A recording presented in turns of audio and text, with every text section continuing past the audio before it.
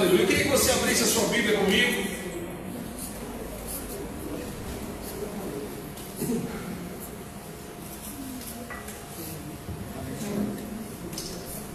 No Evangelho de Lucas. Evangelho segundo Lucas, capítulo 1.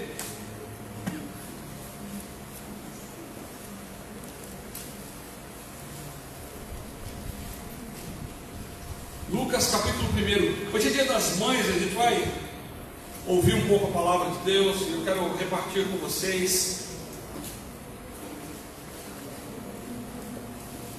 aquilo que Deus colocou no meu coração. Todo mundo achou aí? Lucas capítulo 1, nós vamos ler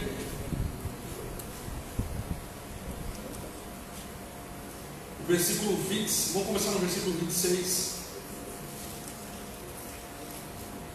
Diz assim: no 6º mês, Deus enviou o anjo Gabriel a Nazaré, cidade da Galileia, a uma virgem prometida em casamento a certo homem chamado José, descendente de Davi. O nome da virgem era Maria. O anjo, aproximando-se dela, disse: alegre-se, agraciada, o Senhor está com você. Maria ficou perturbada com essas palavras, pensando no que poderia significar essa saudação. Mas o anjo lhe disse: não tenha medo, Maria, você foi agraciada por Deus. Você ficará grávida e dará à luz a um filho, e lhe porá o nome de Jesus. Ele será grande e será chamado Filho do Altíssimo. O Senhor Deus lhe dará o trono de seu pai Davi, e ele reinará para sempre sobre o povo de Jacó. Seu reino jamais terá fim. Amém? Nós vamos ler até aqui. Quero pedir que você feche seus olhos, vamos fazer uma breve oração. Pai, obrigado pela tua palavra. Fala ao nosso coração nessa manhã. Fala, Deus, de forma especial. Revela-te a nós. Eu te peço em nome de Jesus. Amém. Amém. Amém. Olha só, esse texto aqui é um texto conhecido. É o texto que fala a respeito da anunciação de que Jesus estava para nascer. Jesus viria ao mundo.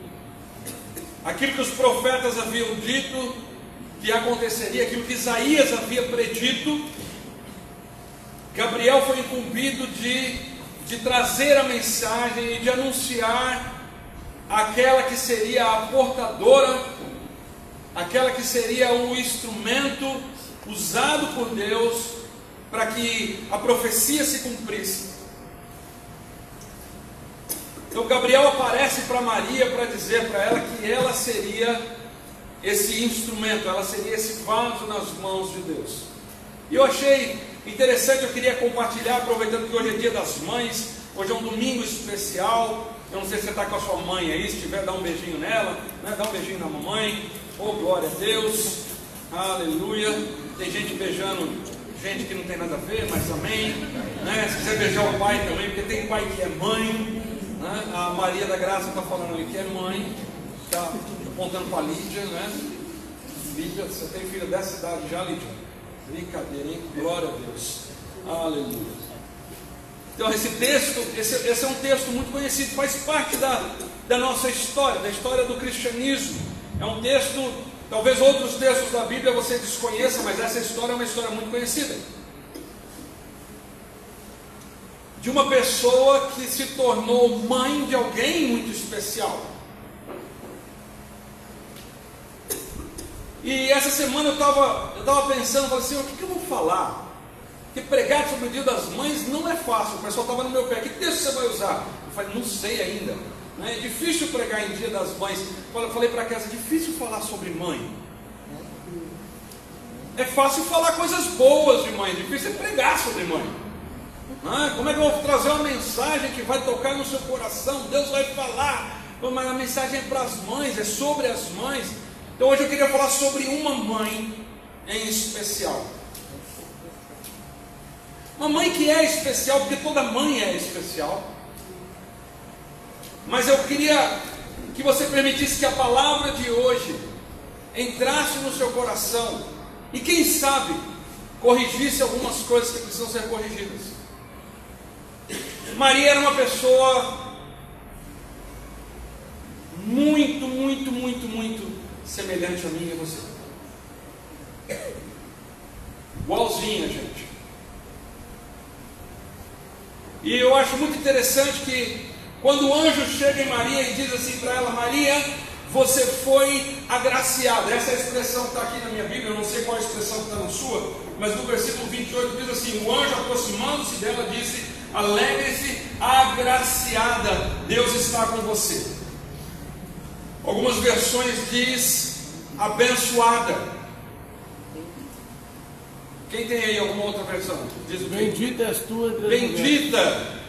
A palavra bendito quer dizer abençoado. Alguém que tem reputação boa. Mas eu queria chamar a sua atenção aqui para uma coisa. Maria não é abençoada e por isso é escolhida por Deus. Maria se torna abençoada porque foi escolhida por Deus. Amém. Você entendeu? Eu vou repetir, vou falar de novo. Existe um ensinamento que diz que porque Maria era uma pessoa diferenciada, porque Maria era santa e sem pecado, ela foi escolhida por Deus para ser a mãe de Jesus. O anjo, quando ele cumprimenta Maria, quando ele se achega até Maria e diz: Maria, você é agraciada, você foi abençoada, porque você foi escolhida, não pelos seus méritos, mas porque Deus assim determinou. Porque Deus escolheu você, então a escolha de Deus sobre a vida de alguém é bênção sobre a vida dessa pessoa.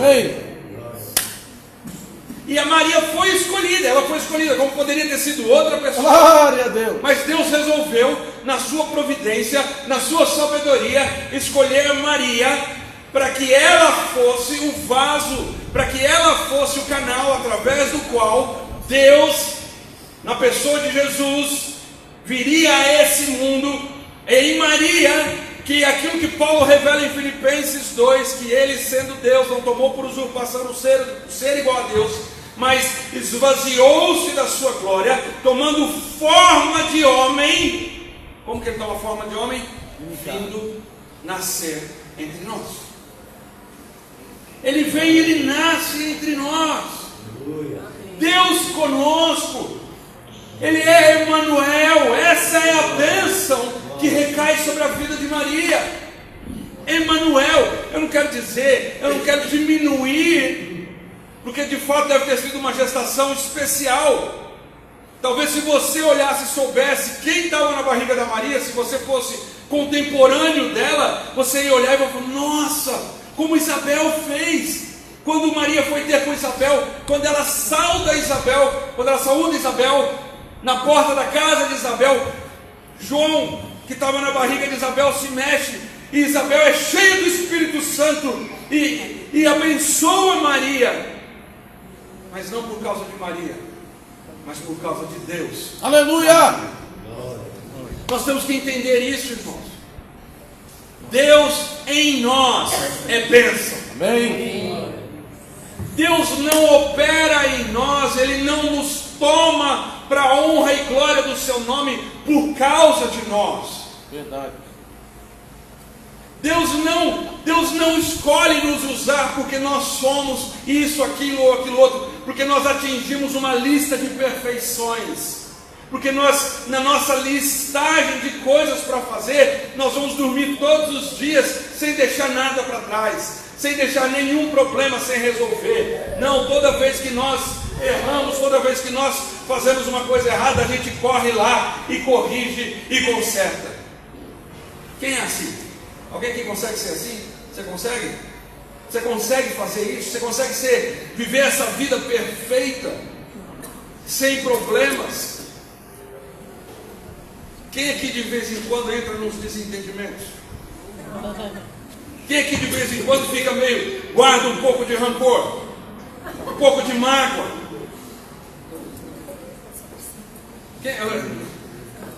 Na quinta-feira eu até brinquei com o pessoal, né? Quem vem na quinta-feira não estraga a brincadeira, hein? Quem aqui já matou alguém? Eu já matei. Tem vários, cuidado, irmãos.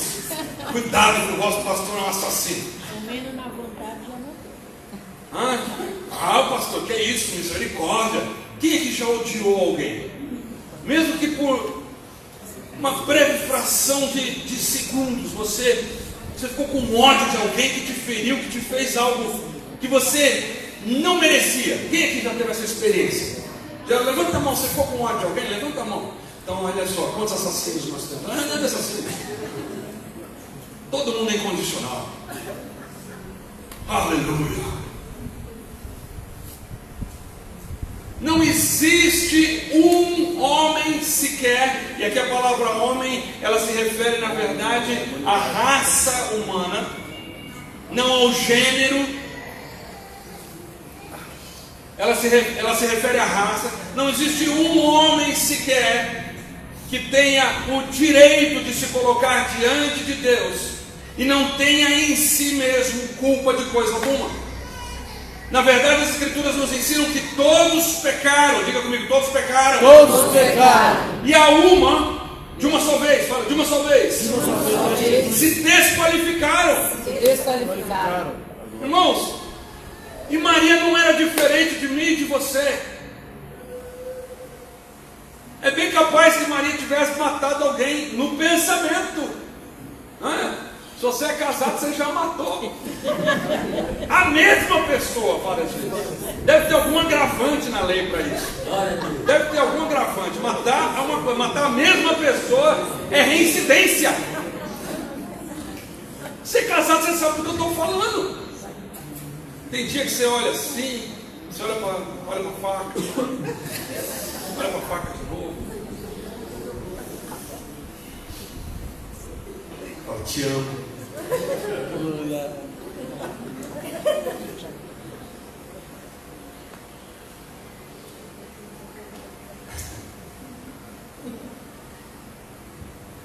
Existe um ensinamento que diz que porque Maria era perfeita e sem pecado, ela foi escolhida. Eu quero dizer para você que todos somos iguais diante de Deus. Aleluia.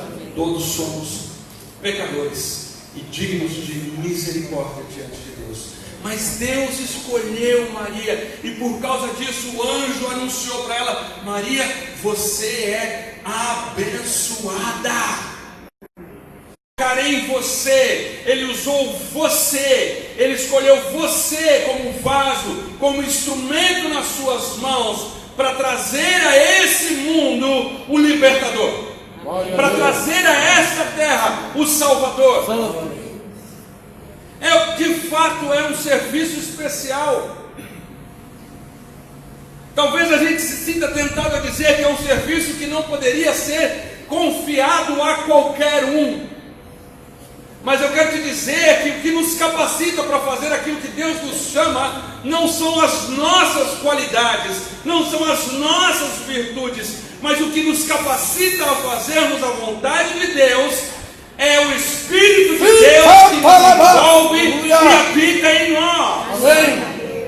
É a graça de Deus derramada sobre nós que nos faz pessoas abençoadas. Amém. Quando a Bíblia diz, Maria, você é abençoada, quando o anjo diz, você é abençoada, é porque a graça de Deus a alcançou, a escolheu para um propósito específico. Aleluia. A maternidade é algo fantástico, é maravilhoso, mas está longe de ser aquilo que é retratado nas propagandas, né? É difícil, criar filhos é difícil. Suga a nossa energia. Quem tem filho aí pequeno? Quem tem filho não tão pequeno? Quem tem filho grande? É tudo igual. É tudo igual. A Ana está olhando para a Lê ali agora assim, tipo assim, como assim eu? É, Lê. Você. Mas mesmo assim, apesar da dificuldade que é, quem tem filhos sabe como é difícil criá-los, como eles demandam de nós, não só mãe, mas pai também, ser pai também é difícil, principalmente se você quiser ser aquele tipo de pai que participa mais, né? Tem os pais que não são tão participativos, tem os pais que são meio distantes, né? Eu me limito a pagar as contas. Eu lá em casa eu tento participar da educação dos filhos. Então é cansativo, tem dia que você está estressado, tem dia que você está cansado, mas existe a sua recompensa quando você olha o resultado do trabalho. Existe também frustração quando você olha o resultado do trabalho. Às vezes você vai falar assim: meu Deus, mas não aprende nunca isso. Quantas vezes, quem que já usou essa frase? Quantas vezes eu tenho que falar para você a mesma coisa? Essa frase explica, resume, contém toda a frustração do mundo. Mas apesar disso, existe uma bênção em trazer ao mundo uma nova vida. Na verdade, é o cumprimento de algo que Deus determinou que acontecesse lá no momento da criação. Quando Deus cria o homem e a mulher e institui, vou falar bem pausadamente, porque aproveitar que está indo para a internet, né? Quando Deus cria o homem e a mulher e junta os dois e constitui, estou falando com você aí da internet, né? E constitui a família.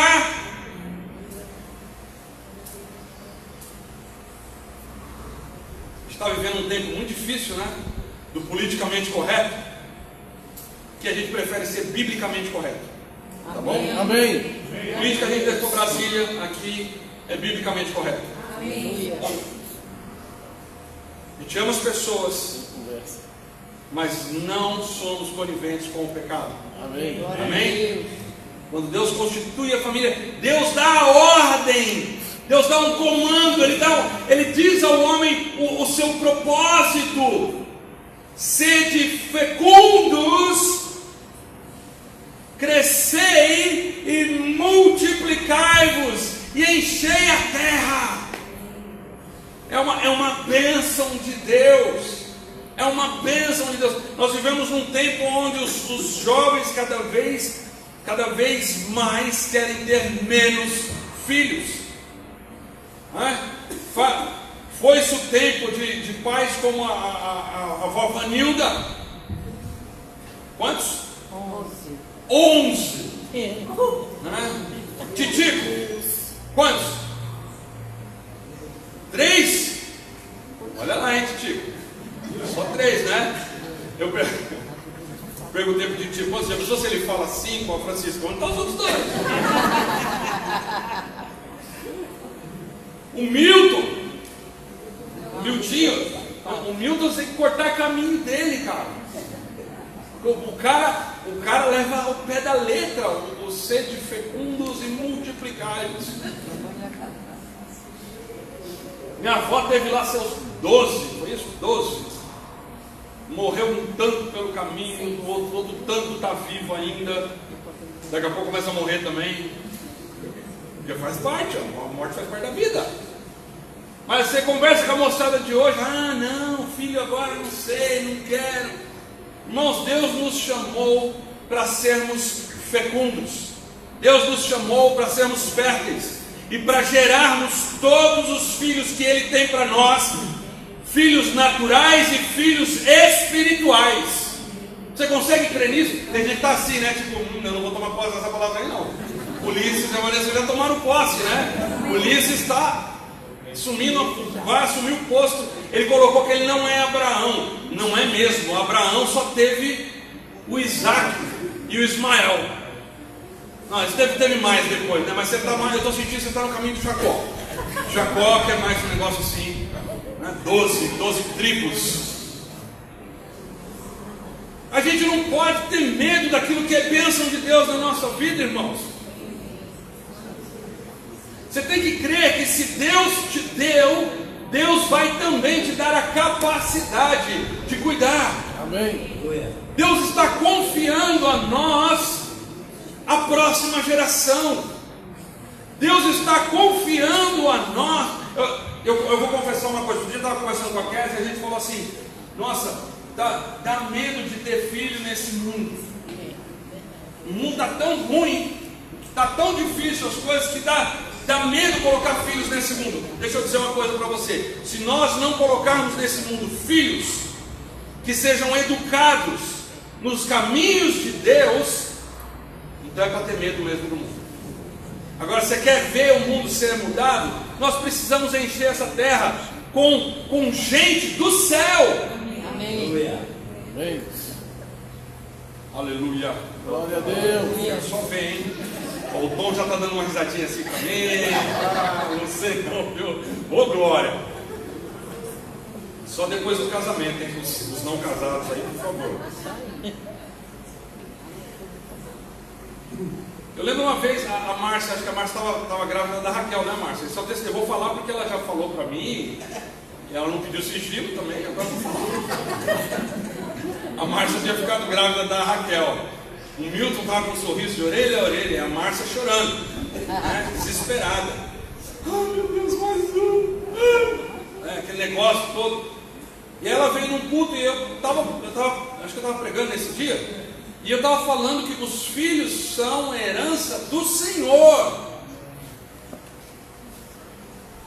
Você pede tantas coisas para Deus e aquilo que é herança de Deus para você, você não quer. A gente precisa parar de pensar como o mundo e precisamos pensar como o povo de Deus. Amém. O povo de Deus enxerga os seus filhos como bênção. Aleluia. Irmãos, eu quero dizer para você que os homens, cadê os homens aí? Deixa eu dizer uma coisa para você: a tua casa tem que ser abençoada, a tua mulher é abençoada, o ventre da tua esposa é abençoado, Amém. E os filhos que são gerados nele são abençoados. Amém. Não quer dizer que não seja difícil. Glória. Eu fico pensando a Maria, quando você lê, continua lendo o texto de Lucas, fala que logo quando Jesus nasce e os pastores vêm para adorá-lo, e tudo aquilo que vai acontecendo na história de Cristo, e as revelações de quem ele seria e o que ele faria, a Bíblia fala que Maria observava todas aquelas coisas e guardava no seu coração. Eu garanto para você que, como mãe, é bem provável que Maria não esperava com ansiedade pelo dia que aquelas promessas se cumpririam.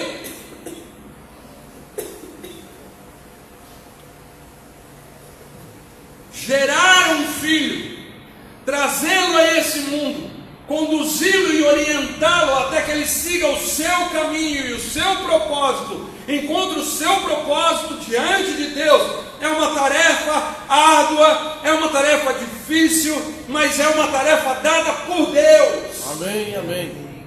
É algo que nós temos que encarar, nós temos que olhar como algo dado por Deus. Talvez você esteja olhando e falando: mas essa palavra não é para mim, o pastor não está falando comigo, porque eu não tenho mais filhos, lá em casa a gente já fechou a fábrica. Deixa eu dizer uma coisa para você: Deus tem filhos espirituais que precisam ser gerados.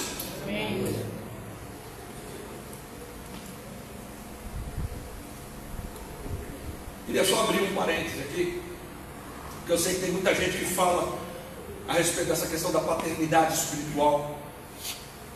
Eu queria só citar Jesus, quando ele diz: a ninguém chameis de pai, porque pai só existe um. Amém. E aqui eu já instruo vocês, quem frequenta aqui sabe muito bem, que não me chamem de pai, eu não sou pai espiritual de ninguém. Aleluia. Eu sou vosso irmão, sou igual a vocês, estou fazendo o papel de irmão mais velho. Pai, o meu pai e o vosso pai é o mesmo. Pastor, mas Paulo escreve, ele fala de Timóteo como filho dele. É verdade, Paulo tinha um carinho e assumiu uma responsabilidade sobre Timóteo, como se Timóteo fosse o filho dele, mas Paulo sabia qual era a sua posição e sabia que pai nós só temos um. A ninguém chameis de pai. Ah, mas o fulano me ganhou para Jesus. Ótimo, ele foi o servo, ele foi o vaso, ele foi o instrumento, mas ele não é seu pai. Ele não é seu pai espiritual. Assim como nós, a igreja não é a mãe espiritual de ninguém. Ontem a gente estava no carro, ligamos o rádio, aqui você gosta de rádio? Ligamos o rádio e tal, e estava alguém falando: não, porque amanhã, no dia das mães, venha honrar a sua mãe espiritual. Eu falei, interessante, deixa aí mais um pouquinho. Nós queremos pedir a todos que tragam uma oferta de R$40 para você honrar a sua mãe espiritual, que é a igreja. Irmãos, na boa, esse papo de mãe espiritual é papo do catolicismo romano da era medieval para trás, onde Deus é o pai e a igreja se apossou do título de mãe. A igreja é a assembleia dos santos, não a maternidade, não o útero dos santos. A igreja não gera ninguém, quem gera é o Espírito Santo. Aleluia. Quem nos traz a vida, quem nos gera do Espírito é o Espírito e não a igreja. A igreja não é mãe espiritual de ninguém. Na verdade, lá atrás, no princípio, os primórdios da igreja, até se dizia: quem não tem a igreja por mãe, não tem Deus por pai. Numa tentativa de monopolizar e manipular as pessoas. Deixa eu te dizer uma coisa: aqueles que são de Deus, aqueles a quem Deus escolheu, Deus os tem, não importa onde eles estejam, e a seu tempo Deus os alcançará. Graças a Deus. Na verdade, como resposta a essa máxima que criaram, que a igreja era mãe, a resposta foi: nem todos a quem Deus tem, a igreja tem, e nem todos a quem a igreja tem, Deus tem. Significa que tem gente dentro da igreja que não pertence a Deus. Se você coloca a sua confiança na igreja, eu quero dizer que você está no lugar errado, e pior ainda, você está indo para o lugar errado. A única esperança nossa de salvação tem que estar em Deus. Amém. Porque só Ele é capaz de nos salvar. Amém. Mesmo assim, vamos voltar ao nosso assunto, nós temos um chamado de Deus. Você tem um chamado de Deus. Existe um chamado de Deus sobre a sua vida para gerar outras pessoas, para alcançar outras pessoas. Quando eu digo gerar, eu quero dizer de sofrer, como Paulo diz: sofro como que dores de parto, até que Cristo seja gerado em vós. Nós temos que nos esforçar para alcançar e para trazer à luz esses que são filhos da luz e que Deus coloca no nosso caminho. Então, não ache que esse assunto de gerar filhos não é com você. Deus quer usar a sua vida. Creia nisso. Se permita ser usado por Deus. Assim como Maria recebeu a notícia, o anjo chegou nela e falou assim: você está sendo abençoada por Deus. A Bíblia, o texto fala que a Maria ficou olhando assim, meio ressabiada, né? Ela ficou meio assustada, olhou e falou: o que será que esse anjo está querendo dizer com isso? Maria é a primeira pessoa na Bíblia que eu vejo quando o anjo fala assim: você está sendo abençoada por Deus. Ela fica meio reticente, né? Não sei se eu quero essa bênção.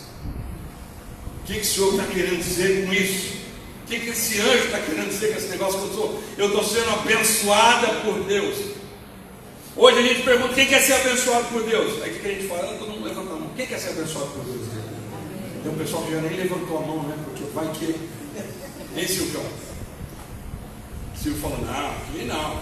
Deus é Deus de milagres. Deus é Deus de milagres.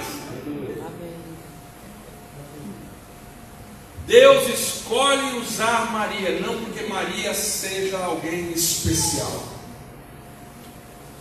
Porque na obra de Deus, a única pessoa especial é Ele. E Ele não reparte da sua glória com ninguém. Aleluia. Por isso, assim como Deus usou Maria, Ele pode usar você. Amém. Assim como Deus usou Maria para trazer ao mundo, aquele período, as pessoas que estavam ali naquela época, o seu filho, Ele também quer usar você para ser um portador da mensagem do Filho dele. Deus opera também através de mim e de você. Ele escolhe, e aqueles a quem Ele escolhe, Ele abençoa. Diga comigo, aqueles a quem Deus escolhe, Deus abençoa.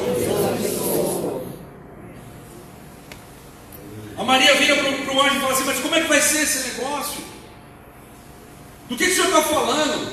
E ele fala: calma, Deus está com você. O favor de Deus caiu sobre a sua vida. Nós temos que entender que existe um favor de Deus sobre aqueles a quem Deus escolhe. Existe um favor de Deus sobre aqueles a quem Deus quer usar. E eu quero dizer para você nessa manhã que Deus quer usar a sua vida. Amém. Deus quer usar a sua vida. Ele quer usar a sua vida para gerar vida em outras pessoas. Ele quer usar a sua vida para que através de você, Jesus, chegue a outras pessoas. Amém. Nós precisamos entender aqui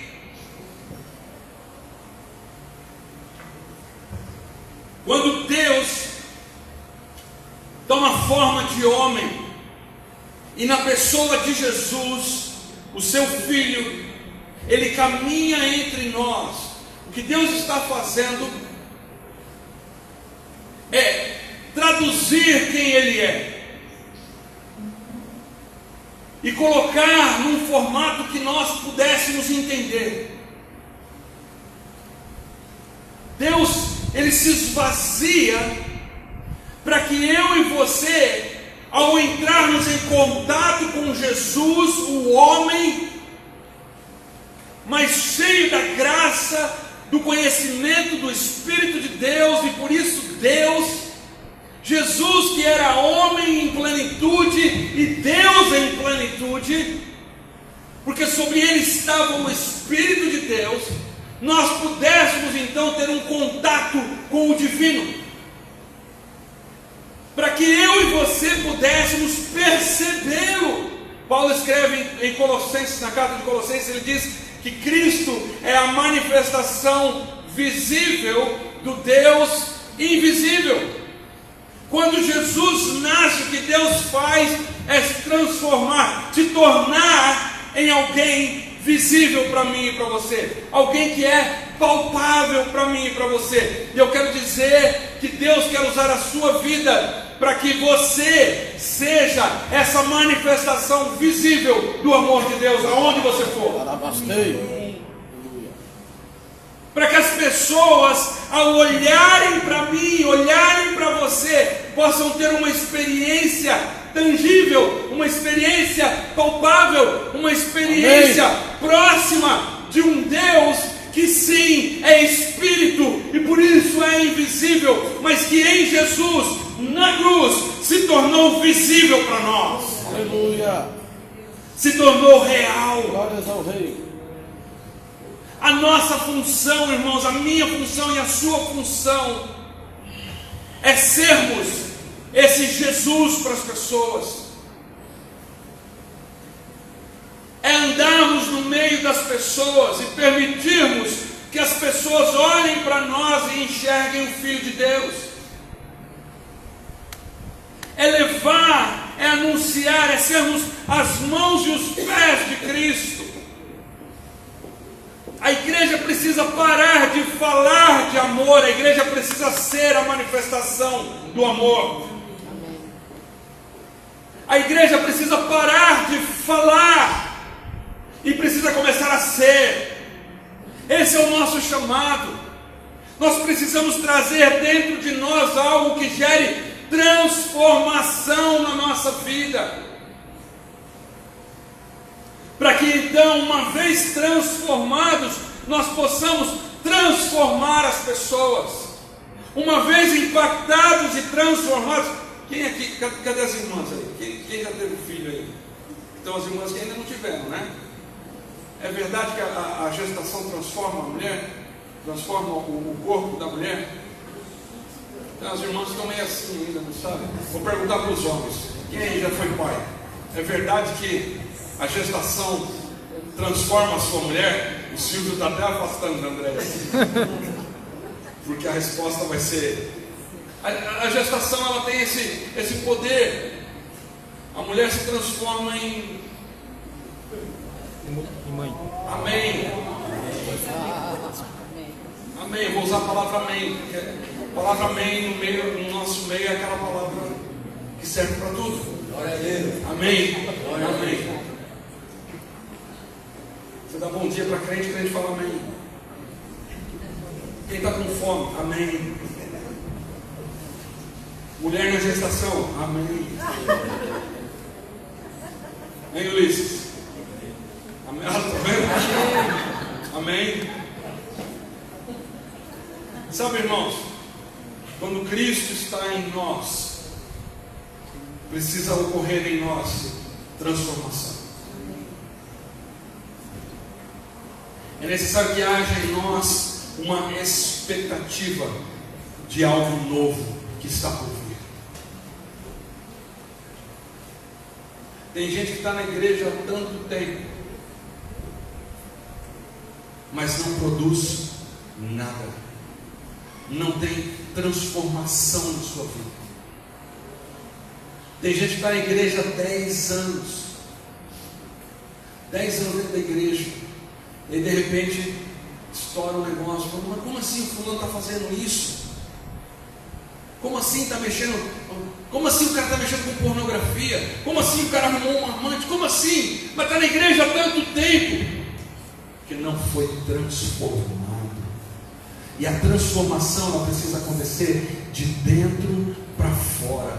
O milagre da vida que Deus opera em nós quando Ele vem para dentro de nós, através do Espírito Santo, através da obra do Espírito Santo, é a transformação de vida que começa de dentro e aí então vem para fora. Glória a Deus! O grande problema do cristianismo hoje é que a gente quer que quando a pessoa se converta, ela comece então a mostrar uma transformação que acontece de fora para dentro. A pessoa se converte e a gente quer que ela mude o guarda-roupa dela. Na quinta-feira eu até falei sobre isso. A gente se importa tanto com a vestimenta. Eu não estou pregando a favor de vestimentas imorais dentro da igreja. Mas a gente se apega tanto nessa questão que a gente se esquece que Deus nos vê nu. Ou você acha que a sua roupa esconde alguma coisa de você diante de Deus? E o negócio é tanto assim que me parece que o problema não está na roupa e nem nas pessoas que vestem a roupa, mas o problema está nos olhos de quem vê e no seu próprio pecado e na sua própria concupiscência, que não consegue olhar para o irmãozinho que acabou de se converter, que ainda não sabe como tem que fazer direitinho e não consegue ter misericórdia do irmão. Verdade, Senhor. Não, pastor, mas é que só sabe. Pastor, mas a irmã veio com uma roupa, pastor, porque o meu marido, irmã, eu não vou citar, mas eu vou citar o pastor Cláudio Duarte aqui, você me permite? Pode. Ouviu ele falando uma vez um negócio que eu achei fantástico: quem come em casa não tem fome na rua. Aleluia!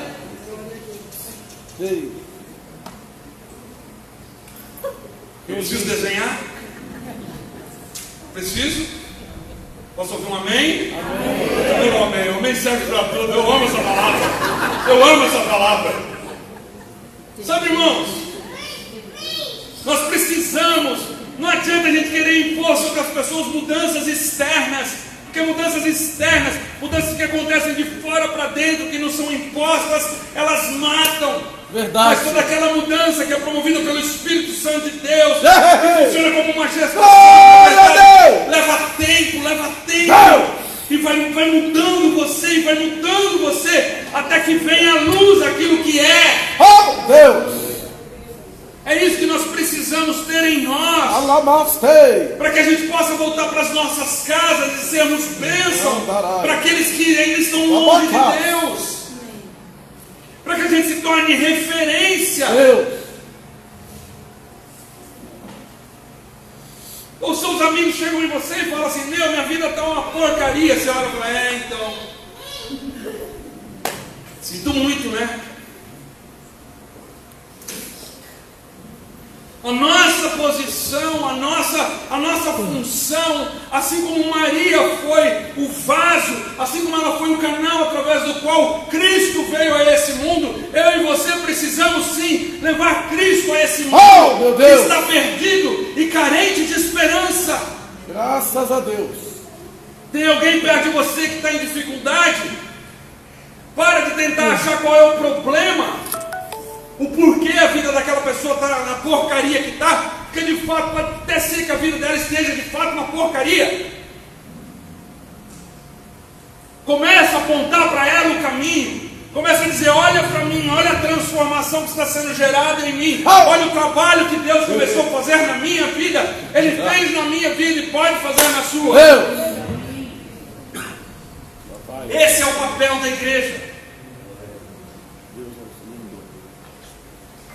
O problema é que nós estamos mais preocupados em acusar, quando deveríamos estar mais preocupados em trazer a presença de Deus. Porque se você entender que quando você traz a presença de Deus, isso é sinal de bênção de Deus sobre a sua vida.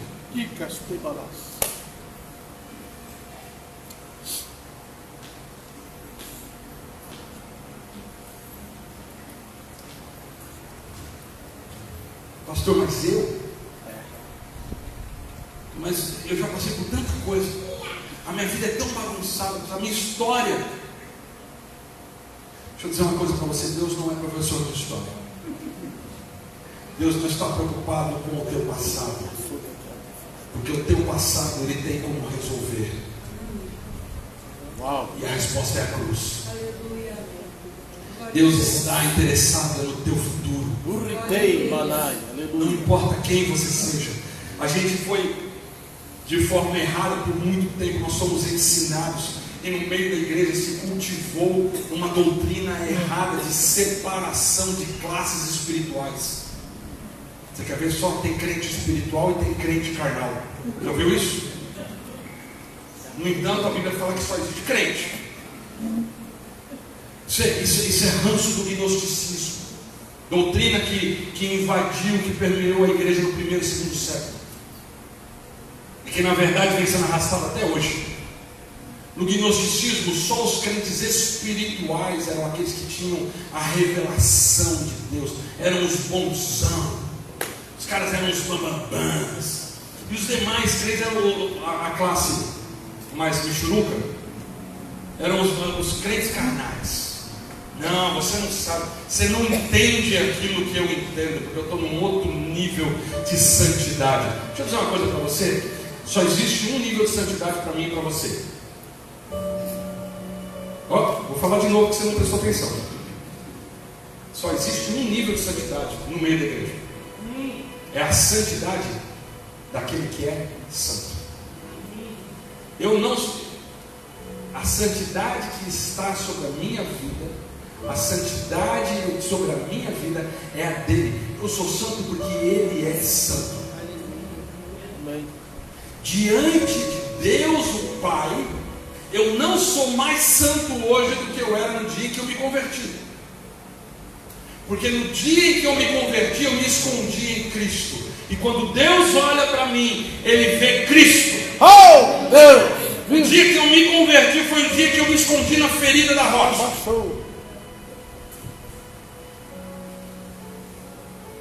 E fiquei. E ali Deus começa a trabalhar em mim. Pastor, você está falando que a gente não tem problema? Tem, irmãos. Eu faço minhas palavras de Paulo. Talvez eu seja o mais pecador de vocês hoje aqui nessa manhã.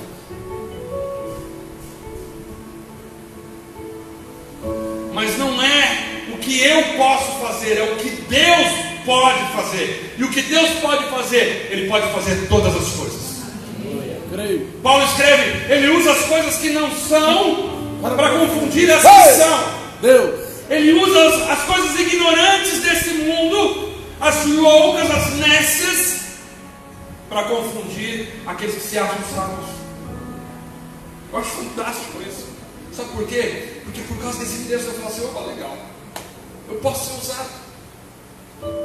A igreja, lá atrás, para justificar o culto a Maria, irmãos, deixa eu te falar uma coisa, Maria deve ser uma pessoa muito especial.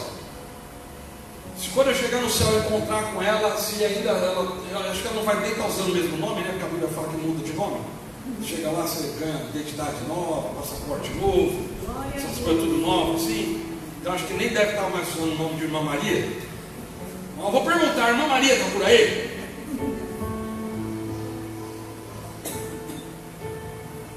Porque o filho dela, eu amo ele. Irmã Maria está por aí? Eu vou lá dar um abraço nela e falar assim, nossa, vem cá, Jesus fazia muito tarde. Você achou que ia falar outra coisa, né? Eu queria saber só se Jesus era muito levado para criança. Imaginando Jesus, ia ser impossível brincar de esconde-esconde com ele, né? Já sei onde você está, Tiago, já te vi. Já estava lá escondido, mas era impossível esse lugar. Imagina Jesus brincando de pega-pega com o pessoal. O pessoal correndo atrás de Jesus, Jesus entrava no meio do lago. O pessoal falou, não, ele não vale, pô, não consigo pegar vocês. Se eu estou muito problema, cada um com seus problemas.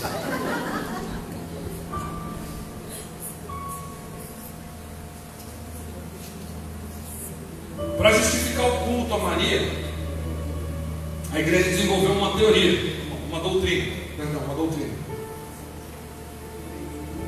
Que ela nasceu sem pecado.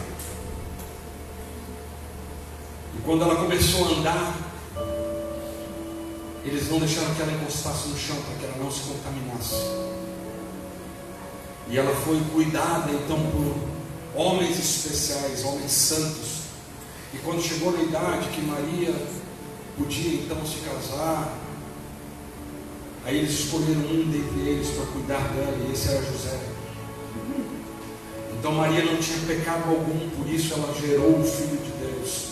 Deixa eu dizer uma coisa para você, Maria gerou Jesus o homem. Porque o Filho de Deus não é gerado, ele é um com o Pai, ele existe com o Pai desde a fundação, ele não foi criado, ele não pode ser gerado como eu e você somos gerados. Maria é mãe de Jesus, mas não é mãe de Deus. Entendeu?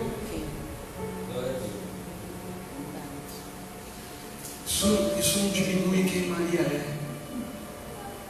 mas também não a exalta. Maria era como eu e como você, pessoas cheias de falhas, mas Deus resolveu usá-la. E Ele quer usar você. Existe um mundo, existem pessoas aí fora que precisam ser alcançadas, pessoas para quem Cristo precisa ser revelado.